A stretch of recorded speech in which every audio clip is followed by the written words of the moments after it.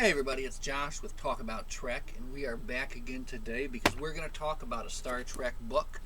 And I gotta say, it's almost a bit of a sad occasion here on the channel because we have completed the incredible Klingon saga written by Mr. Keith R.A. DeCandido, completing here with the finale, the glorious finale, A Burning House. Now, the first three books in this series were under the title IKS Gorkon, and then for whatever reason, in 2008 when they put this out, they changed it to the Klingon Empire. But nonetheless, this does still follow the exploits of our crew, the IKS Gorkon. But now we do get to see them return back home to the Empire, right? The first three novels were basically about post-Dominion War Klingon expansion, right? They've got to get out there, they need more resources, and they're out exploring these strange new worlds, right? But now they've been called back to Kronos, and basically what the author does here, which is fantastic, is to go through and just give you a perfect little kind of wrap up for each of these characters that you have spent, all this time getting to know, right? And there's not like one overarching kind of theme, and it's just this kind of beautifully done set of stories set in the Klingon Empire, ranging from the highest, to the lowest. So you get to see a little bit of everything, which is what, again, has been one of the pluses about this book, is that you get to see not only the officers on board the Klingon ship, but the Becks, the soldiers, right? And their exploits as well, like lower decks. So anyway, let's get into it. They have been the Federation's staunchest allies and its fiercest adversaries. Cunning, ruthless, driven by an instinct for violence, and defined by a complex code of honor, they must push ever outward in order to survive, defying the icy ravages of space with the fire of their hearts. They are the Klingons. And if you think you already know all there is to know about them, think again. From its highest echelons of power to the shocking depths of its lowest castes, from its savagely aggressive military to its humble farmers, from political machinations of galactic import to personal demons and family strife, the Klingon Empire is revealed as never before when the captain and crew of the IKS Gorkon finally return to their homeworld of Kronos in a sweeping tale of intrigue, love, betrayal, and honor. Whoa, that was good. I was saying that about the book. I swear to God, I did not read the back, so I didn't know it was going to say that. But, right? I mean, it was dead on. That's exactly what I was saying there, right? Now, one thing I do want to look up here is the cover artist, which I read, but then promptly forgot because I didn't write it down. Come on, you can do better than that, Josh, with Talk About Trek, can't you? Alright, so we're going to go look this up here again. Stephen Martinier. Now this is again here. Let's get a enhanced look at the cover here. We can do that. Look at that. Boom. So here we go. We've got the the main council chambers, right? I think that's what we're looking at here. And again, one of the lovely things about this book is just getting that kind of that look inside the Klingon Empire, right? About how they're going out for their dinner on a gloriously, thunderstormy day, and how that's wonderful for them, and just the different, again, as it says on the back, the highs and the lows. You get to see every aspect of life, and a society can't survive if every single one of them is warriors, right? So you have to see, you have to know that there are farmers out there. There have to be doctors out there, and this book gives you the look at those, right? And that's fantastic. So more about the cover artist here quickly before we move on, because he did do The Buried Age, The Sky's the Limit, and Mere Mortals, which was then reused for Star Trek Destiny. So, he's done some work in Star Trek before, and I do like this cover. And again, anytime it's not a photo cover, we're happy, and we always want to kind of point that out and make sure we talk about that, right?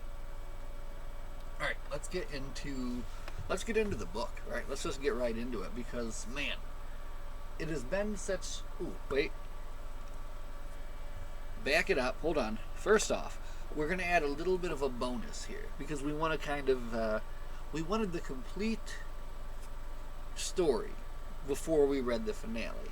And I did look a little bit into it, and there was a story called Brothers and Fathers, a short story, part of the Tales from the Captain's Table. So this definitely is necessary reading as part of the whole saga, basically. So I guess we'll briefly touch on this first, which is, first off, Tales from the Captain's Table basically is what it says. A captain goes into this bar, and they've got to tell a tale, right? So this is Clagg's tale, and he tells the tale of basically his life, right? And it's very good, and it shows like kind of another side of his thinking and of everything that's been going on. And I won't get into the whole saga between Clegg and Dvorak because honestly, it's deep. I mean, this is the fifth story, basically the fourth full book, right? To bring it to its conclusion. And I guess there was even some more before that too, because there was this stuff that was in like the Brave and the Bold and Diplomatic Implausibility. So the story of the IKS Gorkon, Clegg, and crew, goes on quite a bit. But anyway, this gives a perfect little kind of lead in, not really a lead in, but like a segue between the two stories. But this story here, again, it's a beautiful finish to this saga because you've had all these books, like I said, about maybe 6 different stories all together to meet this crew, get to know them, and now we're getting a proper send-off, I feel, and I really like that. And again, you're getting to see all different sides of Klingon society. So we'll give you kind of an example here, right? You have, of course, Captain Clegg. He has started a bit of a relationship with the Dr. Borak, and the two of them, they have their own dealings on Kronos, right?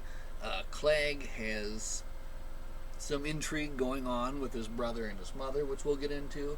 And of course, the Doctor's story has been a very interesting one throughout all these books because the Klingon Doctor is something they don't really touch upon usually, right? So her kind of journey to make Klingon medicine better, so they can be better warriors, that has been very interesting as well too.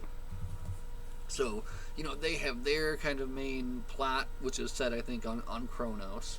But then the lower deckers, the soldiers of the Gorkon, they go off to the family farm, right? So then you have this whole side of the story that's covering them and what they're getting to on the family farm. And I think probably is one of my favorite parts, really.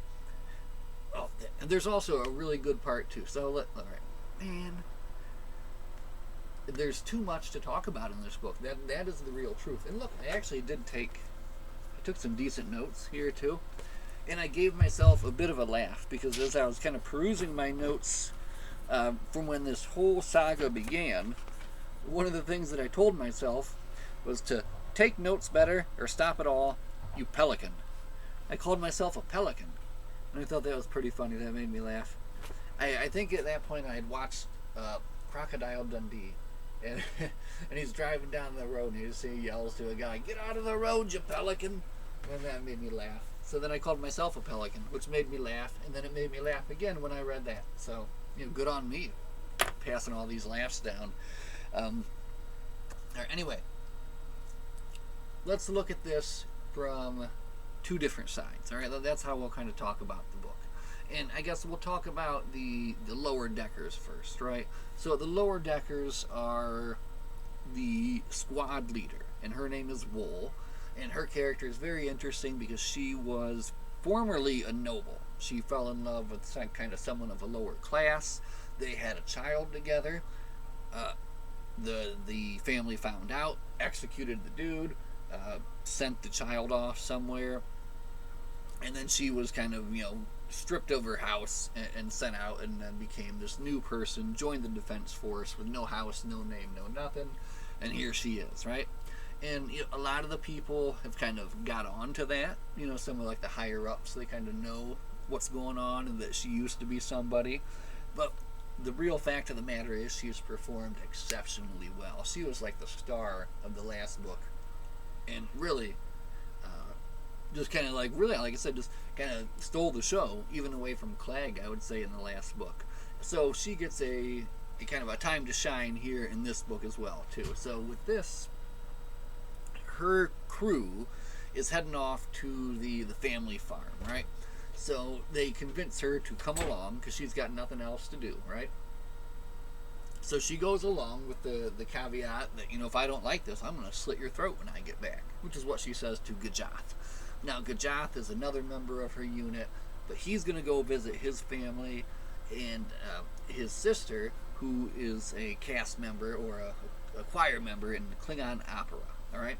So again, there's a lot going on here. So you've got Gajath going off to the opera, and you've got Wool and them going off to the farm. So you get, again, this awesome view of the inner workings of the Klingon opera and how everything goes on with that, and what Gajath does to kind of influence that. And it's interesting, too, because he was, earlier in the earlier books, he was wanting to write an opera, he was wanting to write a ballad, he wanted to do this and that. And then when it comes down to it and he actually gets to see it, and he's like, there's some funny moments there, and there's just some very good Klingon moments there as well. And it comes to a very solid ending, right? The farm part, though. Now, the farm part, that's very good, too. Again, Wool's like, I don't know if I want to do this. But then she finds that she can have a family with, this farm family, right? And they kind of have their own little bit of adventure there too. There is basically like a feast, a harvest feast. They call it like Tumcha Jumba or something like that. And it happens every year. They prepare for it. And again, what I like about this book is you get this look at like Klingon farming and like what they have to do. And of course, it's on a world that the Klingons conquered, right? So then they got like their conquered people that they've like enslaved, I guess, in there as well too. And there's just a lot of very interesting things that go on there. But it ends with basically this kind of fist fight tournament, and of course Big Garan, and he's a very fun character. Basically, Klingon Andre the Giant is I think what he was going for here. And the Klingon Andre the Giant is awesome. He's a very fun character, and it's good to see him get a win here at the end too, which is exactly what happens. So, and everything kind of works out well. There's no Stovokor for anyone there, no Grethor.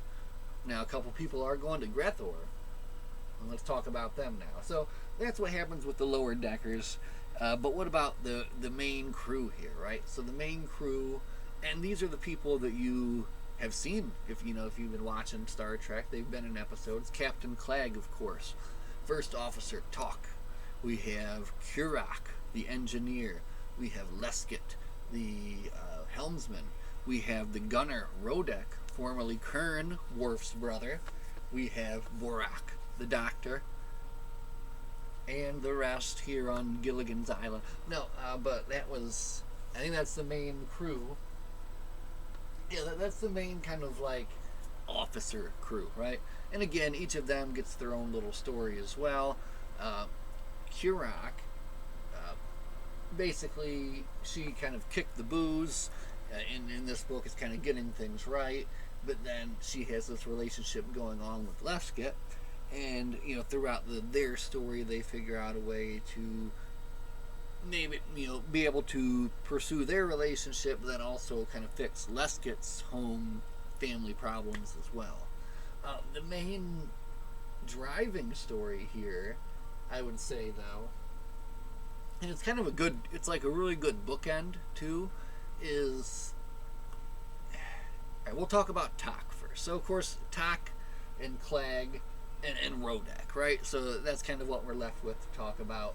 And again, when I say a good bookend, it's because I kind of feel like this whole story kind of begins almost with that episode,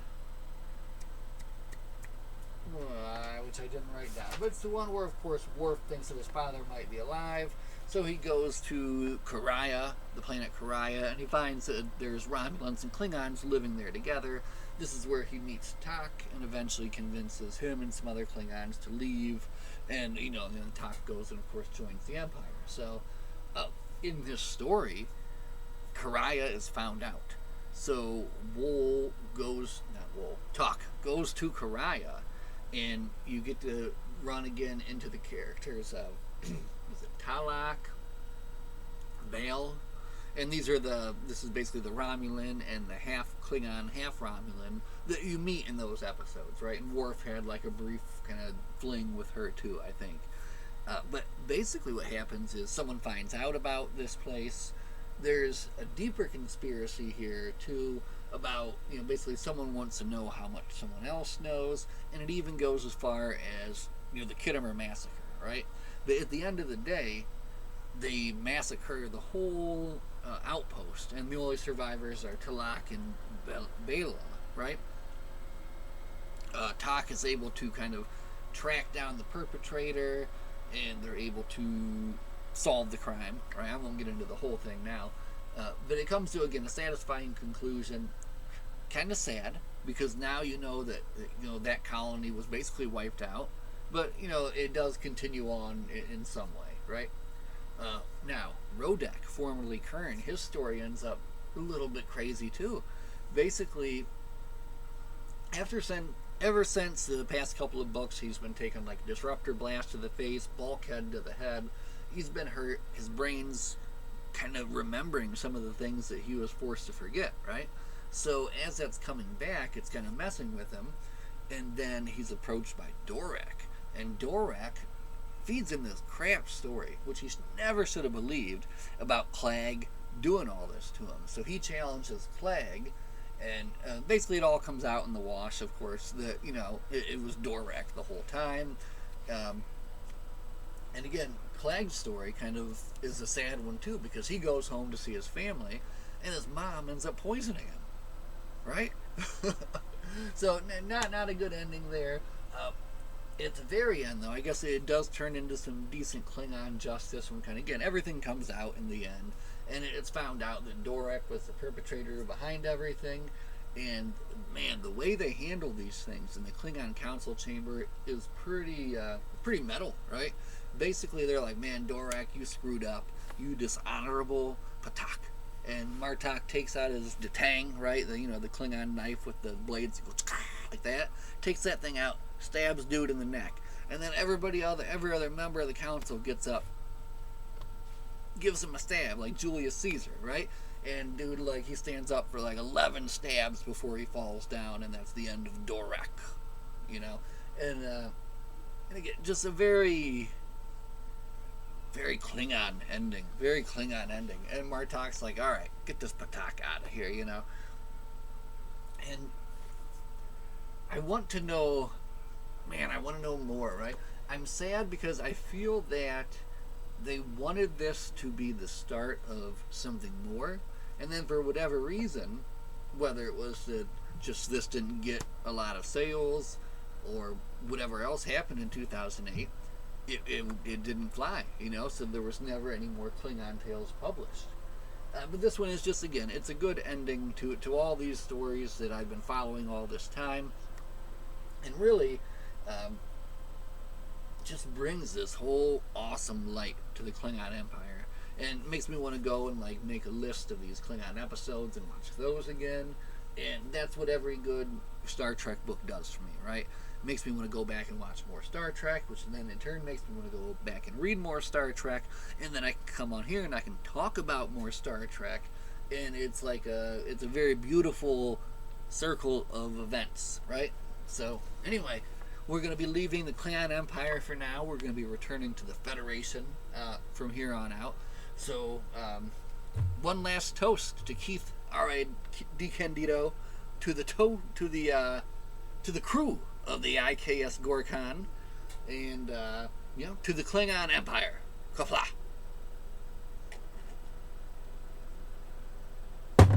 Oh, and one more time here before we go.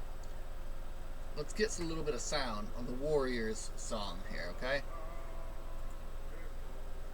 So if you're hanging here till the end, let me bless you with this.